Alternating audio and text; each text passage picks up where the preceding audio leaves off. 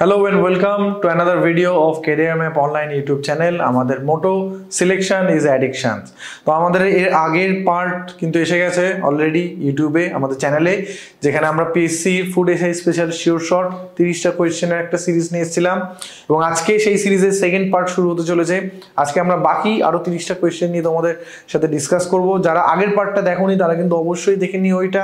তোমাদের রিভিশন কিন্তু বেশ কিছুটা ওই পার্টটা করার সাথে সাথে হয়ে যাবে। ওখানে আমরা বেশ কিছু কোয়েশ্চেনও তোমাদের জন্য রেখেছিলাম, যারা পারবে সেই কোয়েশ্চেনগুলো অ্যান্সার দিও। আজকের পার্টটাও আমরা একই রকম ভাবে করব এবং একই রকম ভাবে আমরা কিন্তু কিছু কোয়েশ্চেন তোমাদের জন্য রাখবো। তোমরা অবশ্যই কমেন্ট সেকশনে উত্তরগুলো দেবে এবং আমরা কিন্তু এখন টেলিগ্রাম এবং হোয়াটসঅ্যাপেও এসে গেছি। তোমরা আমাদের এই ডেসক্রিপশন বক্সের নিচে কিন্তু লিঙ্ক থাকবে, তোমরা অবশ্যই ওই চ্যানেল দুটো জয়েন করে যাও আমাদের হোয়াটসঅ্যাপ এবং টেলিগ্রামে, কারণ আমাদের সমস্ত যে জিনিসগুলো আমরা তোমাদের করাচ্ছি সেগুলোরই যে মেটেরিয়ালসটা পিডিএফ মেটেরিয়ালস কিন্তু আমরা ওখানে প্রোভাইড করে দিচ্ছি তোমাদের জন্য।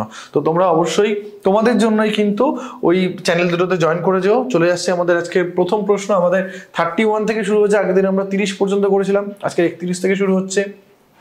প্রথম কোয়েশ্চেন নাম্বার 31, যেটা Einstein was awarded the Nobel prize for. আইনস্টাইনকে কি জন্য নোবেল প্রাইজ দেওয়া হয়েছিল? কাউকে জিজ্ঞাসা করলে প্রথমেই সে বলবে আরে এই তো থিওরি অফ রিলেটিভিটির জন্য, ঠিক আছে? কিন্তু আসলে গল্পটা তা নয়। আসল গল্পটা হচ্ছে আইনস্টাইন যেটা পেয়েছিলেন সেটা হচ্ছে ফটো ইলেকট্রিক এমিশনের জন্য।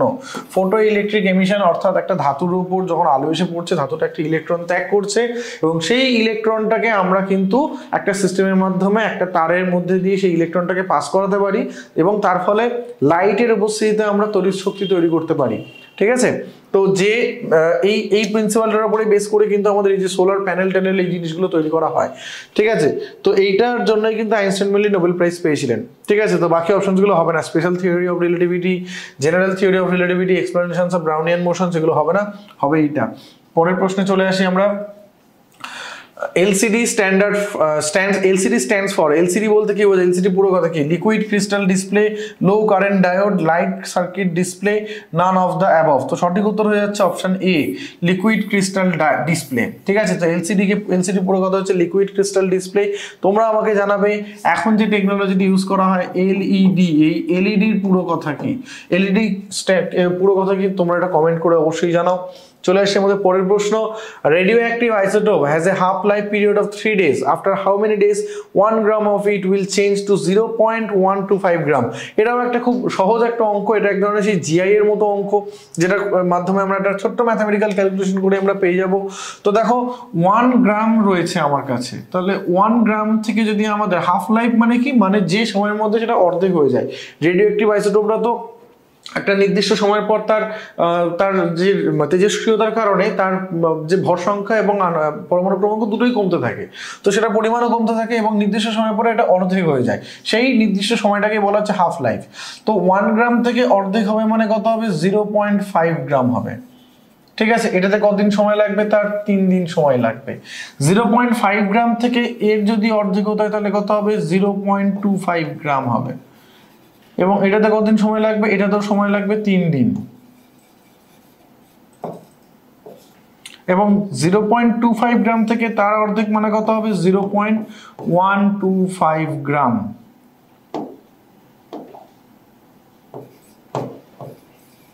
এবং এটাতে কতদিন সময় লাগবে? এটাতে লাগবে আরো 3 দিন সময় লাগবে।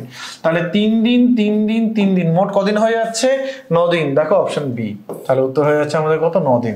তাহলে 1 গ্রাম থেকে 0.125 গ্রাম আসতে কতদিন সময় লাগলো? 9 দিন সময় লাগলো, ঠিক আছে? এইরকম ছোটখাটো ক্যালকুলেশন করে কিন্তু তোমরা এগুলো ক্যালকুলেট করতে পারবে। দেখেই এখানে ঘাবড়ানোর কোনো ব্যাপার নেই, খুব ইজি জিনিস কিন্তু এই ধরনের প্রবলেমসগুলো। Which of the following waves is used for টেলিকমিউনিকেশনের জন্য কোন ওয়েভটা ইউজ করা হয়? ইনফ্রারেড, ইউভি রে, মাইক্রোওয়েভ না এক্স রে? তো এর মধ্যে সঠিক উত্তর হয়ে যাচ্ছে মাইক্রোওয়েভ, ঠিক আছে? মাইক্রোওয়েভটি ইউজ করা হচ্ছে আমাদের টেলিকমিউনিকেশনের জন্য। তার পরবর্তী প্রশ্ন, radar is used for, radar কি জন্য ইউজ করা হয়? Locating submarines, receiving signals in radio, locating geostationary satellites, detecting and locating the positions of objects such as aeroplane। তো এখানে সঠিক উত্তর হয়ে যাচ্ছে এইটা, এরোপ্লেনকে ডিটেক্ট করার জন্য, কোনো একটা এরোপ্লেন বা কোনো ফ্লাইং অবজেক্ট কিছু আছে সেটাকে ডিটেক্ট করার জন্য রেডার ইউজ করা হয়। তোমাদের জন্য প্রশ্ন থাকলো কোয়েশ্চেন নাম্বার 35 এর রেসপেক্টে, তোমরা এক কাজ করবে, দাগ নাম্বার দিয়ে অ্যান্সারগুলো তোমরা কমেন্ট সেকশনে জানাবে। রেডারের পুরো কথা কি, ফুল ফর্ম অফ রেডার কি, তোমরা সেটা কমেন্ট করে জানাও, ঠিক আছে? চলে আসছি আমরা পরের প্রশ্নে। Hertz is a unit of measuring, কোন জিনিসটাকে মেজার করার জন্য হার্টজ ইউনিটটাকে ইউজ করা হয়? Intensity of waves, frequency of waves, wavelength নাকি ক্ল্যারিটি অফ ওয়েভস? এখানেও সেই একই হচ্ছে সমস্যা, ওয়েভসটা এখানটায় হবে এবং এখানেও এই ওয়েভসটা এখানটায় হবে। তো এখানে সঠিক উত্তর হয়ে যাবে কোনটা? সঠিক উত্তর হয়ে যাবে ফ্রিকোয়েন্সি হবে। ফ্রিকোয়েন্সি মানে হচ্ছে কি কম্পাঙ্ক। কম্পাঙ্ক মেজার করার জন্য মেনলি হার্টজ কথাটা ইউজ করা হয়। হার্টজ মানে হচ্ছে 1/সেকেন্ড বেসিক্যালি, মনে রাখবে এটা, বা আমরা এটাকে সেকেন্ড ইনভার্সও বলতে পারি, ঠিক আছে? তো হার্টজ তাহলে কিসের ইউনিট? হার্টজ হয়ে যাচ্ছে ফ্রিকোয়েন্সি বা কম্পাঙ্কের একক। চলে আসছে পরবর্তী প্রশ্নে। Vehicle use dash to see the objects coming from behind, পিছন থেকে যে গাড়িগুলো আসছে সেগুলোকে দেখার জন্য গাড়ির আয়নায় কোন ধরনের দর্পণ ব্যবহার করা? Convex mirror, concave mirror, convex lens নাকি কনভেক্স লেন্স? তো দেখো লেন্স তো হবেই না, পিছন দিক থেকে আসছে মানে সেটা দেখার জন্য আমাদের মিরর ইউজ করতে হবে। মিররের মধ্যে আমরা কোনটা ইউজ করবো? মিররের মধ্যে আমরা ইউজ করি কনভেক্স মিরর বা উত্তল লেন্স, ঠিক আছে? উত্তল লেন্স ইউজ করলে পিছনে কোন দিক থেকে কোন গাড়ি আসছে সেটাকে এখান থেকে ড্রাইভার বসে সরাসরি দেখতে পাবে এবং অনেকটা জায়গা জুড়ে দেখতে পায়, ঠিক আছে? কারণ পিছন দিক থেকে যত ওয়াইড রেঞ্জে দেখতে পাবে তত তার সুবিধা, এবং সেই জন্য ওখানে কিন্তু কনভেক্স মিরর ইউজ করা হয়। তোমরা আমাকে বলো কনভেক্স, এই যে চারটে অপশনস এর মধ্যে কোনটা ডেন্টিস্টরা ব্যবহার করে থাকে তাদের চিকিৎসার সময়, তাদের কোনো রকম তাদের মুখের ভিতর দেখার সময় ওরা যে আয়নাটা ব্যবহার করে তাতে কোন ধরনের মিরর থাকে? কনভেক্স না কনকেভ মিরর থাকে? এটা তোমরা কমেন্ট করে জানাও। কোয়েশ্চেন নাম্বার 37 এর প্রেক্ষিতে কমেন্টটা করবে। চলে আসি পরবর্তী প্রশ্ন। The colour of carrot is due to the presence of, কোনটা থাকার জন্য ক্যারোটের যে কমলা রং সেটা হয়? তো এটা হচ্ছে আমাদের হয়ে যাচ্ছে এখানে ক্লোরোফিল, ফাইকোসায়ানিন, ফাইকোএরিথ্রিন নাকি ক্যারোটিন? সঠিক উত্তর হয়ে যাবে ক্যারোটিন। ক্যারোটিন থাকে বলে এটার ওই রংটা আসে কিন্তু, ঠিক আছে? চলে আসি আমরা তারপরের প্রশ্নে। 39 Hansen's disease is related to, এখানে চারটে option, arthritis, tuberculosis, option B হচ্ছে টিউবারকুলোসিস, অপশন সি হচ্ছে জন্ডিস এবং অপশন ডি লেপ্রোসি। তো হ্যানসেনস ডিজিজ হচ্ছে লেপ্রোসি বা কুষ্ঠর আরেকটা নাম হচ্ছে হ্যানসেনস ডিজিজ, ঠিক আছে? তো এখানে সঠিক উত্তর হয়ে যাচ্ছে অপশন ডি। চলে আসছি আমরা পরের প্রশ্নে। মোমেন্ট অফ ইনার্শিয়াটা কি? Vector quantity, scalar quantity, phasor quantity না টেন্সর কোয়ান্টিটি? সঠিক উত্তর হয়ে যাবে টেন্সর কোয়ান্টিটি। দেখো ভেক্টর কোয়ান্টিটি মানে যেটা মান অভিমুখ দুটোই রয়েছে, মান এবং দিক দুটোই আছে। স্কেলার কোয়ান্টিটি মানে যার মান আছে কিন্তু কোনো দিক নেই। টেন্সর কোয়ান্টিটির মান এবং অভিমুখ দুটোই আছে, কিন্তু টেনশন কোয়ান্টিটি ভেক্টর কোয়ান্টিটির যে কমন অ্যালজেব্রা হয় ভেক্টর অ্যালজেব্রাকে ফলো করে না, সেই জন্য মোমেন্ট অফ ইনার্শিয়া হচ্ছে টেনসর কোয়ান্টিটির আন্ডারে আসে। মোমেন্ট অফ ইনার্শিয়াও কিন্তু ভেক্টর যে অ্যালজেব্রা ভেক্টর অ্যালজেব্রাকেও ফলো করে না, সেই জন্য ওকে আমরা টেনসর কোয়ান্টিটির মধ্যে রাখবো। তো হয়ে যাচ্ছে option D. Which of the following is also called wood spirit? wood spirit কাকে বলা হয়? Methyl alcohol, ethyl alcohol, ethylene না গ্লিসারল? তো সঠিক উত্তর হয়ে যাবে এখানে মিথাইল অ্যালকোহল, ঠিক আছে? মিথাইল অ্যালকোহলকে বলা হয় উড স্পিরিট। তোমাদের কাছে এখানে খুব কমন একটা প্রশ্ন থাকলো যে ইথাইল অ্যালকোহল এবং মিথাইল অ্যালকোহল দুটো সংকেত কি? তোমরা যারা জানো পারলে কমেন্ট করে জানাও। চলে আসি পরবর্তী প্রশ্নে। Question number 42 hind limbs thumping on ground by a rabbit is a behaviour related to, অর্থাৎ খরগোশ যখন মাটিতে পা দিয়ে থাম্পিং করে, পা দিয়ে আছাড় মারে, ঠিক আছে, তখন ওটা অ্যাকচুয়ালি কিসের সংকেত আসে? চারটে অপশন আছে, এর মধ্যে এটা হয়ে যাবে option B, warning signal to members, ঠিক আছে? ওর যে বাকি সদস্যরা আছে তাদেরকে একটা বিপদ সংকেত পাঠায়। এবং এর পাশাপাশি আরেকটা জিনিস ওরা করে, ওরা লেজ নাড়াতে থাকে একটা ঝোপের মধ্যে বা কোথাও ঢুকে, যেটা দেখে বাকিরা বুঝতে পারে যে এখানে কোনো বিপদ রয়েছে, ঠিক আছে? তো থাম্পিং হাইন্ড লিম্বস অর্থাৎ পিছনের পাকে মাটির উপরে ঠুকতে থাকে এবং লেজ নাড়ায়, এই দুটোর মাধ্যমে ওরা বিপদ সংকেতে জানান দেয় বাকিদের। পরবর্তী প্রশ্ন, hydraulic press is based on কার প্রিন্সিপালের উপর? পাস্কালস ল নাকি আর্কিমিডিস প্রিন্সিপালস নাকি বার্নৌলিস প্রিন্সিপালস টু বয়েলস ল? সঠিক উত্তর হয়ে যাবে এখানে পাস্কালস ল, যেটা বলছে কি না কোনো একটা আবদ্ধ পাত্রে ধরো জল আছে, তার মধ্যে যদি আমি কোনো একদিক থেকে চাপ দিই তাহলে সেই চাপটা সব দিকে সমানভাবে ছড়িয়ে পড়বে, এটা পাস্কালস ল মেনলি বলে। হাইড্রোলিক প্রেসে এইটাই কাজে লাগানো হয়, এই নীতিটাকে কাজে লাগানো হয়। হাইড্রোলিক প্রেস এবং যেটা হচ্ছে বিভিন্ন ধরনের ওই হাইড্রোলিক প্রেসের বিভিন্ন ফ্যাক্টরি আছে, বিভিন্ন জায়গায় ইউজ করা হয়, ঠিক আছে? তোমরা আমাকে এখানে বলো এই যে চারটে অপশনস রয়েছে, পাস্কালস ল, আর্কিমিডিস প্রিন্সিপাল, বার্নৌলিস প্রিন্সিপাল, বয়েলস ল, এই চারটার মধ্যে কোনটাকে কাজে লাগিয়ে এরোপ্লেন ওড়ে? ঠিক আছে, তোমরা অবশ্যই কমেন্ট করে নিচে জানাবে কোনটাকে কাজে লাগিয়ে এরোপ্লেন ওড়ে। চলে আসছে আমরা পরবর্তী প্রশ্নে। Chemical formula of plaster of Paris কি? দেখো প্লাস্টার অফ প্যারিসের কেমিক্যাল ফর্মুলা আমরা যেটা জানি সেটা হচ্ছে CaSO4 তার সাথে 12H2O, ঠিক আছে, এইটা হচ্ছে প্লাস্টার অফ প্যারিসের সাধারণ ফর্মুলা, কিন্তু এখানে এটা কোথাও দেখতে পাচ্ছি না। তো এখানে আমরা কি দেখতে পাচ্ছি 2CaSO4, আমি তোমাদের অপশন বিটা দেখতে বলবো। তাহলে এর সাথে যদি আমি 2 গুণ করে দিই তাহলে 2CaSO4 হয়ে যাচ্ছে, হাফ H2 টা কি হয়ে যাবে, হাফ H2 টা হয়ে যাবে 1H2। তার মানে কি এসে যাচ্ছে 2CaSO4 H2O। তো দেখো এখানে অপশন বি তে আছে সেটা 2CaSO4 H2O।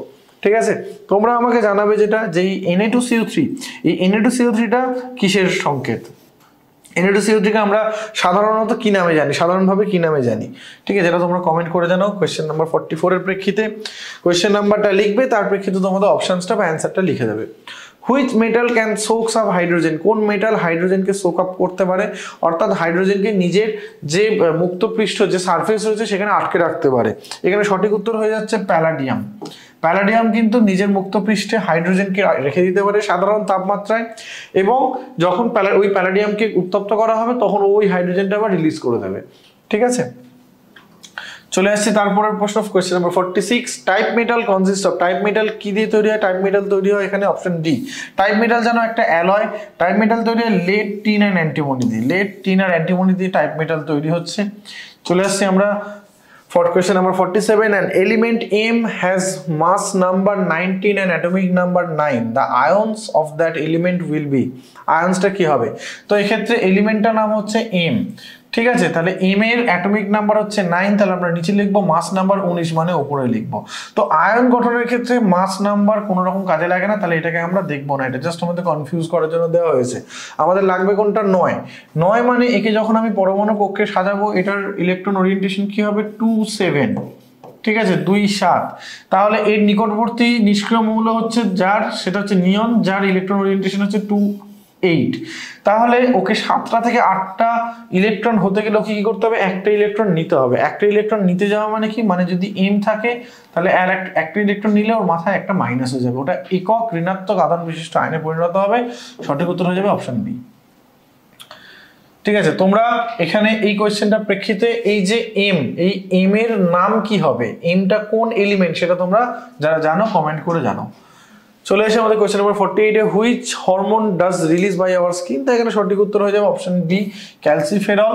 ক্যালসিফেরল তোমরা জানো এটাকে আমরা ভিটামিন ডি নামেও জানি, যেটা আমাদের সূর্যালোকের উপস্থিতিতে আমাদের স্কিন সিনথেসিস করতে পারে। ঠিক আছে, তো ক্যালসিফেরল হয়ে যাবে আমাদের সঠিক উত্তর। AC is converted to DC, AC কোন যন্ত্রের সাহায্যে? এসি থেকে, এসি মানে অ্যাক্টিভ, আমাদের যে অল্টারনেট কারেন্ট থেকে ডিরেক্ট কারেন্টে কনভার্ট করা যায় কোন যন্ত্রের সাহায্যে? তো সঠিক উত্তর হচ্ছে আমাদের এখানে রেকটিফায়ার। ঠিক আছে, রেকটিফায়ার তোমরা দেখে থাকবে ওই যে আমাদের মোবাইলের চার্জার বা যেগুলো আমরা ইউজ করি, অ্যাডাপ্টার যেগুলো, সেগুলো তার ভিতরে কিন্তু রেকটিফায়ার থেকে, যেটা এসি কারেন্টকে ডিসি কারেন্টে কনভার্ট করে। ঠিক আছে, চলে আসছি পরবর্তী প্রশ্নে। এই carcinoma cancer originating from, carcinoma cancer কোথা থেকে অরিজিনেট করে? কার্সিনোমা ক্যান্সার অরিজিনেট করে এপিথেলিয়াল টিস্যু থেকে। তাহলে এটা হয়ে যাচ্ছে আমাদের সঠিক উত্তর, এপিথেলিয়াল টিস্যু। কানেকটিভ টিস্যু বা মাসকুলার টিস্যু থেকে হলে সেটাকে বলা হয় সার্কোমা। ঠিক আছে, তোমরা কমেন্টে অ্যান্সার করো, লিম্ফোমা, লিম্ফোমা ক্যান্সারটা কি থেকে অ্যারাইজ করে? কোশ্চেন নাম্বার 50 এর প্রেক্ষিতে তোমরা অ্যান্সারটা দিয়ে দাও। The number of cervical vertebra in mammals, ম্যামালসের সার্ভাইকাল ভার্টিব্রা কতগুলো থাকে? আমাদের ভার্টিব্রা মেইনলি 5 রকমের হয়, cervical, thoracic, lumbar, sacral, coccygeal. নাম্বারগুলো মনে রাখবে 7, 12, 5, 5, 1। ঠিক আছে, ঠিক আছে, এই হচ্ছে আমাদের মোট 5 রকমের ভার্টিব্রা।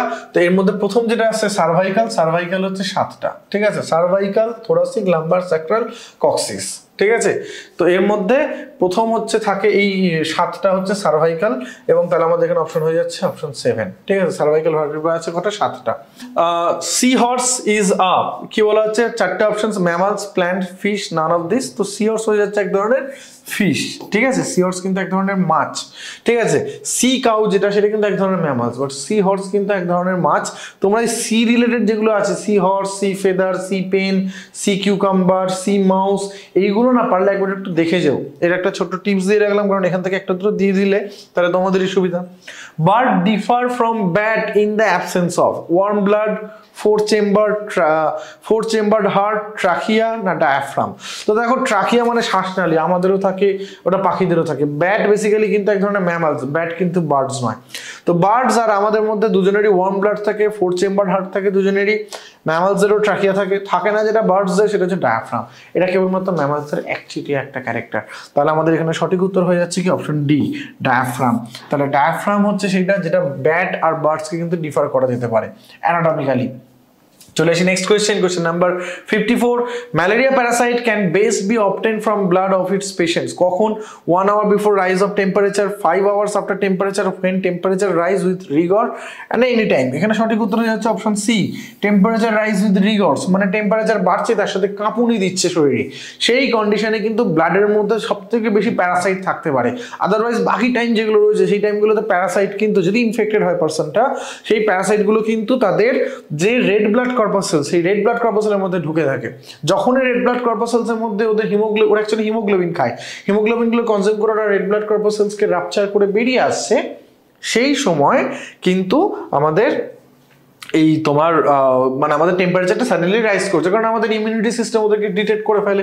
সেই সময় আমাদের টেম্পারেচারটা রাইজ করে এবং আমাদের কাঁপুনি দিয়ে জ্বর আসে। সেই টাইমটাতে যদি ব্লাড নিয়ে সেই সময় যদি দেখা যায়, তাহলে প্রচুর পরিমাণে প্যারাসাইটস কিন্তু আমরা লোকেট করতে পারবো ওর মধ্যে। চলে আসে তারপরের প্রশ্ন, question number 55। Amount of O2 normally carried by 100 ml of pure human blood. 100 ml বিশুদ্ধ রক্তে কতটা পরিমাণে অক্সিজেন থাকে? তো সঠিক উত্তর হচ্ছে 20 ml। এটা একদম পুরো ওয়ান লাইনের হিসেবে মনে রেখে দাও, ঠিক আছে? চলে আসি তারপরে, the ingredients that assist clotting of bloods. Blood clotting এ কোনটা হেল্প করে? ভিটামিন এ না ফলিক অ্যাসিড, ভিটামিন ডি, কে?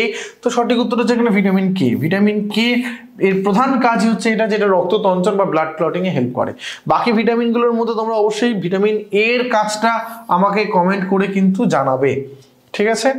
চলে আসি আমরা তারপরের প্রশ্নে, cholesterol is a or an কি? এটা কোলেস্টেরলের কেমিক্যাল নেচার ঠিক এরকম, saturated fat, option B unsaturated fat, option C steroids, option D diglyceride. সঠিক উত্তর হচ্ছে স্টেরয়েডস। কোলেস্টেরলস কিন্তু এক ধরনের স্টেরয়েডস। আমাদের যে হরমোনসগুলো থাকে তার মধ্যে ধরো অ্যাড্রিনাল কর্টেক্স থেকে যে হরমোনসগুলো আসে, বা আমাদের যে সেক্সুয়াল হরমোনস যেগুলো রয়েছে, প্রোজেস্টেরন, টেস্টোস্টেরন, ইস্ট্রোজেন, এগুলো কিন্তু সবকটা স্টেরয়েড হরমোন, মনে রেখে দেবে, ঠিক আছে? এবং কোলেস্টেরল কিন্তু এক ধরনের স্টেরয়েডস। চলে আসি কোয়েশ্চেন নাম্বার 58 এ। Short sight defect could be corrected by. Short sight মানে যেখানে কাছের জিনিস দেখা যায়, দূরের জিনিস দেখতে সমস্যা হয়, যেটাকে আমরা বলে থাকি মায়োপিয়া। মায়োপিয়া কারেকশনের জন্য কোনটা ব্যবহার করা হয়? Convex lens, concave lens, converging lens, আর নান অফ দ্য অ্যাবভ। ঠিক আছে, তো এর মধ্যে আমাদের সঠিক উত্তর কোনটা হয়েছে? সঠিক উত্তর কাছের জিনিস আমরা দেখতে সমস্যা হচ্ছে, দূরের জিনিস দেখতে সমস্যা হচ্ছে সেটার জন্য, অর্থাৎ মায়োপিয়ার জন্য আমাদের কনকেভ লেন্স ব্যবহার করা হয়। কিন্তু মনে রাখবে কনভেক্স লেন্সটা ব্যবহার করা হচ্ছে হাইপারমেট্রোপিয়া, যেটা হচ্ছে আমাদের দূরের জিনিস দেখতে সমস্যা হয় না, কিন্তু কাছের জিনিস দেখতে কিন্তু আমাদের প্রবলেম হয়। ঠিক আছে, সেক্ষেত্রে কনভেক্স লেন্স আমরা ইউজ করে থাকি। আচ্ছা, 59 during cell division DNA synthesis takes place. DNA synthesis ও আরএনএ সিনথেসিস সবকিছু কোন ফেজ হয়? ইন্টারফেজ হয়। দুটো ফেজ থাকে মেইনলি, ব্রডলি যদি দেখা যায় দুটো ফেজ, ইন্টারফেজ আর মাইটোটিক ফেজ। মাইটোটিক ফেজ হচ্ছে অ্যাকচুয়াল সেল ডিভিশনের প্রসিডিউরগুলো হয়, ইন্টারফেজে হচ্ছে তার প্রিপারেশনগুলো চলে। তো প্রিপারেশনের মধ্যে একটা পার্ট হচ্ছে ডিএনএ ডাবল করে নেওয়া, সেল তার নিজস্ব ডিএনএটাকে ডাবল আপ করে নেয়। ঠিক আছে, যেটাকে বলা হয় ডিএনএ রেপ্লিকেশনস। তো ওই ডিএনএ রেপ্লিকেশনস বা ডিএনএ সিনথেসিস হয় কিন্তু ইন্টারফেজের এস দশায়, মনে রেখে দেবে। ঠিক আছে, ইন্টারফেজের এস দশায় এটা হচ্ছে। লাস্ট কোয়েশ্চেন আমাদের এই সিরিজের আজকে সায়েন্সের, in angiosperm triple fusions require for the formations of. Triple fusions কি? না, অ্যাঞ্জিওস্পার্মে হচ্ছে দুবার ফার্টিলাইজেশন হয়। প্রথম ফার্টিলাইজেশন হচ্ছে স্পার্মের সাথে ওভামের ডিরেক্ট ফার্টিলাইজেশন হচ্ছে, তো সেখানে হচ্ছে in ovum plus in sperm মিলে যেটা তৈরি হচ্ছে সেটা হচ্ছে 2n।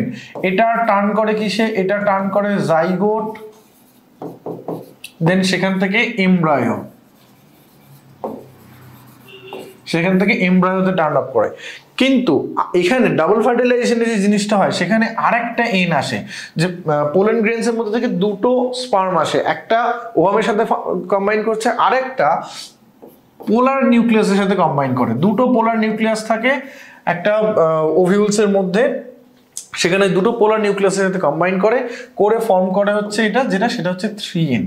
ঠিক আছে, এইটাকেই বলা হয় জন্য ফিউশন। এই জিনিসটাকে, এই ঘটনাটাকে বলা হয় ট্রিপল ফিউশন। মনে রাখবে অ্যাঞ্জিওস্পার্মের ফার্টিলাইজেশনটাকে বলা হয় ডাবল ফার্টিলাইজেশনস। ডাবল ফার্টিলাইজেশনের মধ্যে সেকেন্ড যে ফার্টিলাইজেশনে 3টে হ্যাপ্লয়েড সেল একসাথে জুড়ে যাচ্ছে, এটাকে বলা হচ্ছে ট্রিপল ফিউশনস। এবং এই ট্রিপল ফিউশনের শেষে যে 3n তৈরি হয়, এইখান থেকে তৈরি হয় এন্ডোস্পার্ম, যেটাকে আমরা শস্য নামে জানি।